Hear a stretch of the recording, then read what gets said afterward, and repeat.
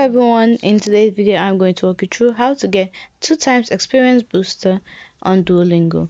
Now if you're on Duolingo and you're looking for a 2 times experience booster, there are many ways to get it. The first way is to just complete your normal quest. Complete lessons, and at the end of each you will get a 2 times experience boost. What I mean by each is that each lesson is divided into 5.